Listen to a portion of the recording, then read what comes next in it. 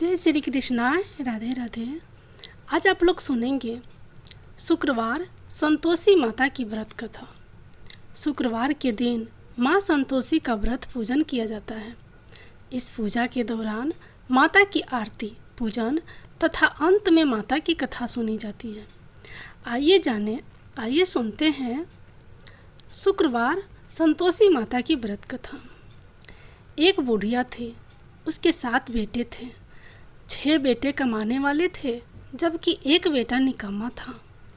बुढ़िया 6 बेटों की रसोई बनाती, भोजन कराती और उनसे जो कुछ भी जूठन बच जाती वह 7वें बेटे को दे देती थी।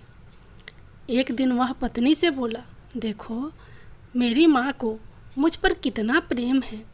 वह बोली, क्यों नहीं, सबका जूठा जो तुमको खिलाती हैं। वह बोला, ऐसा नहीं हो सकता, मैं जब तक आँखों से न देख लूँ मान नहीं सकता।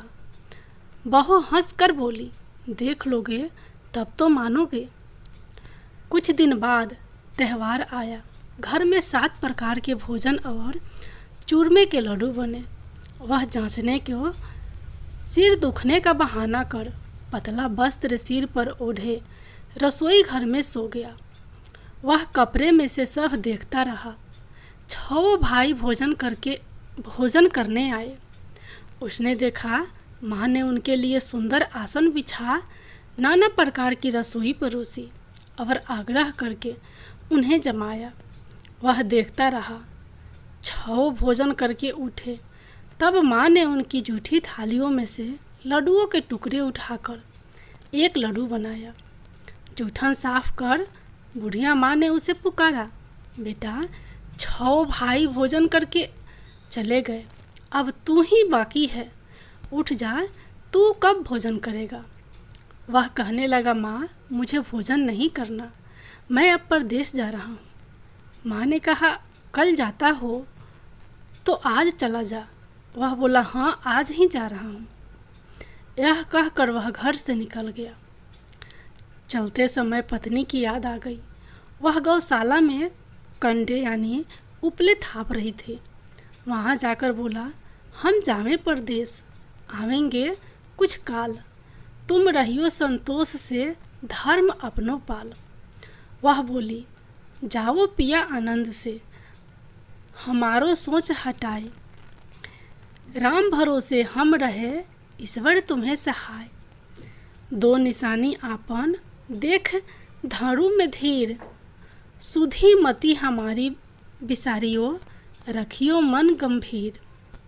वह बोला, मेरे पास तो कुछ नहीं है, यह अंगूठी है सो ले लो और अपनी कुछ निशानी मुझे दे दो। वह बोली, मेरे पास क्या है, यह गोबर भरा हाथ है। यह कहकर उसकी पीठ पर गोबर के हाथ की थाप मार दी। वह चल दिया। चलते चलते दूर देश पहुंचा। वहाँ एक साहूकार की दुकान थी, जहाँ जाकर कहने लगा, भाई मुझे नौकरी पर रख लो। साहूकार को ज़रूरत थी। बोला, रह जा। लड़के ने पूछा, तनख्वाह क्या दोगे। साहूकार ने कहा, काम देख कर दाम मिलेंगे। साहूकार की नौकरी मिली। वह सुबह 7 बजे से 10 बजे तक नौकरी पर जाने लगा। कुछ दिनों में दुकान का सारा लेन देन, हिसाब किताब, ग्राहकों को माल बेचना, सारा काम करने लगा। साहूकार के 7-8 नौकर थे। वे सब चक्कर खाने लगे। यह तो बहुत होशियार बन गया। सेठ ने भी काम देखा और 3 महीने में ही उसे आधे मुनाफे का हिस्सेदार बना लिया। वह कुछ वर्ष में ही नामी सेठ बन गया और मालिक सारा कारोबार उस पर छोड़कर चला गया। पति की अनुपस्थिति में सास का अत्याचार बढ़ने लगा। इधर उसकी पत्नी को सास ससुर दुख देने लगे। सारी गृहस्थी का काम करा के उसे लकड़ी लेने जंगल में भेजते। इस बीच घर के आटे से जो भूसी निकलती, उसकी रोटी बनाकर रख दी जाती और फूटे नारियल की नरेली में पानी। एक दिन वह लकड़ी लेने जा रही थी कि रास्ते में बहुत सी स्त्रियां संतोषी माता का व्रत करती दिखाई दी। वह वहाँ खड़ी होकर कथा सुनने लगी और पूछा, बहनों, तुम किस देवता का व्रत करती हो और उसके करने से क्या फल मिलता है? यदि तुम इस व्रत का विधान मुझे समझा कर कहोगे तो मैं तुम्हारा बड़ा एहसान मानूंगी। तब उनमें से एक स्त्री बोली, सुनो बहन, यह संतोषी माता का व्रत है। इसके करने से निर्धनता दरिद्रता का नाश होता है और जो कुछ मन में कामना हो सब संतोषी माता की कृपा से पूरी होती है। तब उसने उससे व्रत की विधि पूछी। वह भक्तिन स्त्री बोली, 1.25 आने का गुड़ चना लेना, इच्छा हो तो 5.25 आने का लेना, या 1.25 रुपये का भी, या सहूलियत के अनुसार लाना, बिना परेशानी और श्रद्धा वो प्रेम से जितना भी बने पड़े सवैया लेना। प्रत्येक शुक्रवार का निराहार रहकर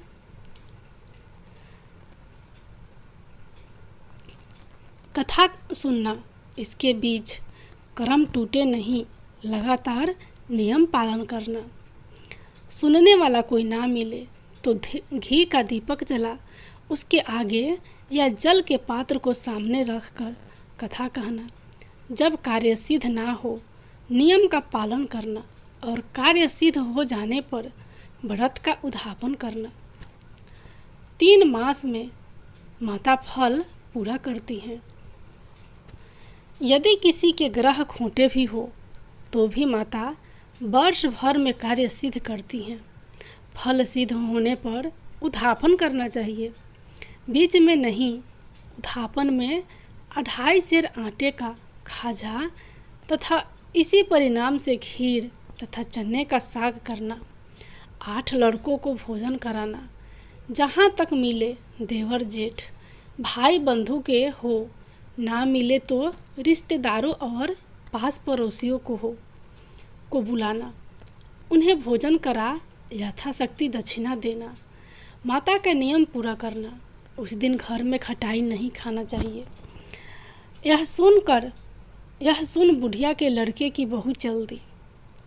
रास्ते में लकड़ी के बोझ को बेच दिया और उन पैसों से गुड़ चना ले माता के व्रत की तैयारी करी।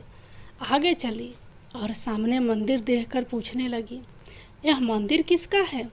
सब कहने लगे, संतोषी माता का मंदिर है। यह सुनकर माता के मंदिर में जाकर चरणों में लौटने लगी। दिन हो विनती करने लगी, मैं निपट अज्ञानी हूँ, व्रत के कुछ भी नियम नहीं जानती। मैं दुखी हूँ, हे माता जगत जननी, मेरा दुख दूर कर, मैं तेरी शरण में हूँ। माता को दया आई। एक शुक्रवार बीता कि दूसरे को उसके पति का पत्र आया और तीसरे शुक्रवार को उसका भेजा हुआ पैसा आ पहुँचा। यह देख जेठ जेठानी मुँह सिकोड़ने लगे। लड़के ताने देने लगे। काकी के पास पत्र आने लगे, रुपया आने लगा। अब तो काकी की खातिर बढ़ेगी। बेचारी सरलता से कहती, भैया कागज आवे रुपया आवे, हम सब के लिए अच्छा है। ऐसा कहकर आंखों में आंसू भरकर संतोषी माता के मंदिर में आ मातेश्वरी के चरणों में गिरकर रोने लगी। माँ, मैंने तुमसे पैसा कब मांगा है? मुझे पैसे से क्या काम है? मुझे तो अपने सुहाग से काम है। मैं तो अपने स्वामी के दर्शन मांगती हूँ। तब माता ने प्रसन्न होकर कहा, जा बेटी, तेरा स्वामी आएगा। यह सुनकर खुशी से बावली होकर घर में जा काम करने लगी। अब संतोषी माँ विचार करने लगी, इस भोली पुत्री को मैंने कह तो दिया कि तेरा पति आएगा, लेकिन कैसे आएगा? वह तो इसे सपने में भी याद नहीं करता। उसे याद दिलाने को मुझे ही जाना पड़ेगा। इस तरह माताजी उस बुढ़िया के बेटे के पास जा सपने में प्रकट हो कहने लगी, साहूकार के बेटे सो रहा है या जगता है? वह कहने लगा, माता सोता भी नहीं जागता भी नहीं हूँ, कहो क्या आज्ञा है? माँ कहने लगी, तेरे घर बार कुछ है कि नहीं? वह बोला, मेरे पास सब कुछ है, माँ बाप है, बहू है, क्या कमी है? माँ बोली, भोले पुत्र, तेरी बहू घोर कष्ट उठा रही है। तेरे माँ बाप उसे परेशानी दे रहे हैं। वह तेरे लिए तरस रही है, तो उसकी सुध ले। वह बोला, हाँ माता जी, यह तो मालूम है, परंतु जाऊं तो कैसे? परदेश की बात है, लेन देन का कोई हिसाब नहीं, कोई जाने का रास्ता नहीं आता, कैसे चला जाऊं? माँ कहने लगी, मेरी बात मान, सवेरे नहा धोकर संतोषी माता का नाम ले, घी का दीपक जला, दंडवत कर, दुकान पर जा बैठ। देखते देखते सारा लेन देन चुक जाएगा, जमा का माल बिक जाएगा, साँझ होते होते धन का भारी ढेर लग जाएगा। अब बूढ़े की बात मानकर वह नहा धोकर संतोषी माता को दंडवत घी का दीपक जला दुकान पर जा बैठा। थोड़ी देर में देने वाले रुपया लेने लगे, लेने वाले हिसाब लेने लगे। कोठे में भरे सामान के खरीदार नगद दाम में सौदा करने लगे। शाम तक घर का भारी ढेर लग गया, धन का भारी ढेर लग गया। मन में माता का नाम ले, चमत्कार देख प्रसन्न हो, घर ले जाने के वास्ते गहना कपड़ा सामान खरीदने लगा। यहाँ काम से निपट तुरंत घर को रवाना हुआ। उधर उसकी पत्नी जंगल में लकड़ी लेने जाती है। लौटते वक्त माता जी के मंदिर में विश्राम करती है। वह तो उसके प्रतिदिन रुकने का जो स्थान ठहरा। धूल उड़ती देख वह माता से पूछती है, हे माता, यह धूल कैसे उड़ रही है? माता कहती है, हे पुत्री, तेरा पति आ रहा है। अब तू ऐसा कर, लकड़ियों के 3 बोझ बना ले, एक नदी के किनारे पर रख और दूसरा मेरे मंदिर पर, वह तीसरा अपने सिर पर। तेरे पति को लकड़ियों का गट्टर देख मोह पैदा होगा, वह यहाँ रुकेगा, नाश्ता पानी खाकर माँ से मिलने जाएगा। तब तू लकड़ियों का बोझ उठा कर जाना और चौक में गट्टर डालकर जोर से आवाज़ लगाना, लो सासू जी, लकड़ियों का गट्टर लो, भूसी की रोटी दो, नारियल के खपरे में पानी दो। आज मेहमान कौन आया है? माता जी से बहुत अच्छा कहकर वह प्रसन्न मन से लकड़ियों के 3 गट्टर बनाई, एक नदी के किनारे पर और एक माता जी के मंदिर पर रखा। इतने में मुसाफिर आ पहुंचा। सूखी लकड़ी देख उसकी इच्छा उत्पन्न हुई कि हम यहीं पर विश्राम करें और भोजन बनाकर खा पीकर गांव जाएं। इसी तरह रुक कर भोजन बना विश्राम करके गांव को गया। सबसे प्रेम से मिला। उसी समय सिर पर लकड़ी का गट्टर लिए वह उतावली सी आती है। लकड़ियों का भारी बोझ आंगन में डालकर जोर से 3 आवाज़ देती है, लो सासू जी, लकड़ियों का गट्टर लो, भूसी की रोटी दो, आज मेहमान कौन आया है? यह सुनकर उसकी सास बाहर आकर अपने दिए हुए कष्टों को भुलाने हेतु कहती है, बहू, ऐसा क्यों कहती है? तेरा मालिक ही तो आया है। आ बैठ, मीठा भात खा, भोजन कर, कपड़े गहने पहन। उसकी आवाज़ सुन उसका पति बाहर आता है। अंगूठी देख व्याकुल हो जाता है। माँ से पूछता है, माँ, यह कौन है? माँ बोली, बेटा, यह तेरी बहू है। जब से तू गया है तब से सारे गांव में भटकती फिरती है, घर का काम काज कुछ करती नहीं, 4 पहर आकर खा जाती है। वह बोला, ठीक है माँ, मैंने इसे भी देखा और तुम्हें भी देखा। अब दूसरे घर की ताली दो, उसमें रहूँगा। माँ बोली, ठीक है, जैसी तेरी मर्जी। तब वह दूसरे मकान की 3री मंजिल का कमरा खोल सारा सामान जमाया। एक दिन में राजा के महल जैसा ठाठ बाट बन गया। अब क्या था, बहू सुख भोगने लगी। इतने में शुक्रवार आया। शुक्रवार के उद्यापन में हुई भूल। बहू ने खटाई का इस्तेमाल कर लिया। उसने पति से कहा, मुझे संतोषी माता के व्रत का उद्यापन करना है। पति बोला, खुशी से कर लो। वह उद्यापन की तैयारी करने लगी। जेठानी के लड़कों को भोजन के लिए कहने गई। उन्होंने मंजूर किया, परंतु पीछे से जेठानी ने अपने बच्चों को सिखाया, देखो भोजन के समय खटाई मांगना, जिससे उसका उद्यापन पूरा ना हो सके।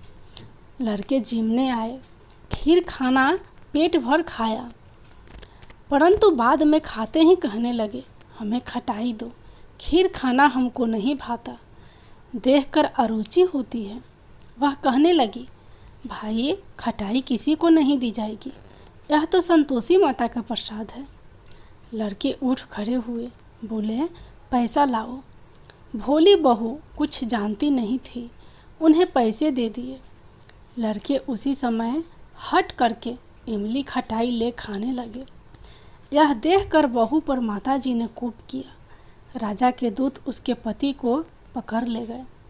जेठ जेठानी मन माने वचन कहने लगे, लूट लूट कर धन इकट्ठा कर लाया है, अब सब मालूम पड़ जाएगा, जब जेल की मार खाएगा।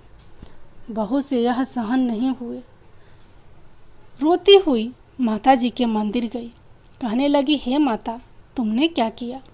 हंसाकर अब भक्तों को रुलाने लगी। माता बोली, बेटी तूने उद्यापन करके मेरा व्रत भंग किया है। वह कहने लगी, माताजी मैंने कुछ अपराध किया है, मैंने तो भूल से लड़कों को पैसे दे दिए थे, मुझे क्षमा करो, मैं फिर तुम्हारा उद्यापन करूँगी। माँ बोली, अब भूल मत करना।